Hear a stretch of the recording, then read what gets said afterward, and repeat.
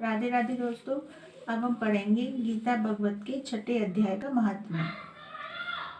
एक बार श्री भगवान जी बोले, हे लक्ष्मी, 6ठे अध्याय का महात्म्य सुनो। गोदावरी नदी के तट पर एक नगर था। वहाँ एक जनश्रुति नाम का राजा बड़ा धर्मज्ञ था। एक दिन उस नगर में हंस उड़ते उड़ते आ निकले। उनमें से एक बैठते ही उतावला हो उड़ गया। तब नगर में पंडितों ने कहा, हे हंस, तू ऐसा उतावला क्यों उड़ रहा है? क्या तू राजा जनश्रुति से भी पहले ही स्वर्ग को जाना चाहता है? तब उन पक्षियों में जो सरदार था उसने कहा, इस राजा से भी बढ़कर एक रैकव मुनि श्रेष्ठ है। वह बैकुंठ का अधिकारी होगा। बैकुंठ लोक स्वर्ग से भी ऊंचा है। तब राजा के मन में विचार आया कि मेरे से उसका पुण्य बड़ा होगा जिसकी ये हंस स्तुति करते हैं। यह विचार करके राजा ने कहा कि चलकर उसके दर्शन करने चाहिए। राजा ने सारथी से रथ मंगवाकर उस पर बैठकर प्रथम बनारस श्री काशी जी में जाकर गंगा स्नान कर ब्राह्मणों को दान दिया और शिवजी महाराज के दर्शन किए। फिर लोगों से पूछा, यहाँ कोई रैकव मुनि रहते हैं? लोगों ने कहा, नहीं।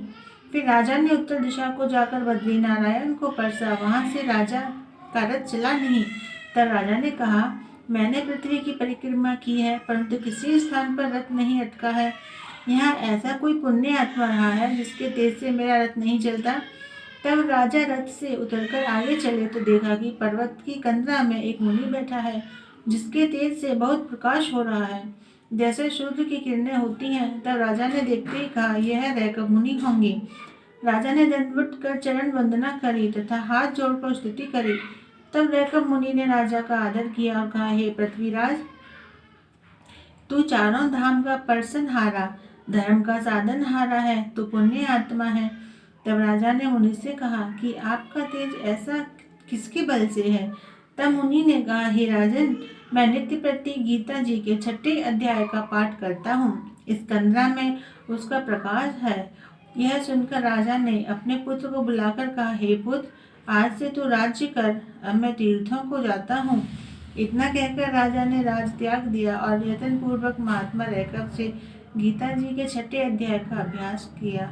एक दिन प्राणायाम करके दोनों ने देह त्याग दी। तब स्वर्ग से विमान आए, जिस पर बैठकर वे बैकुंठ को गए। बोलो जय श्री राधे।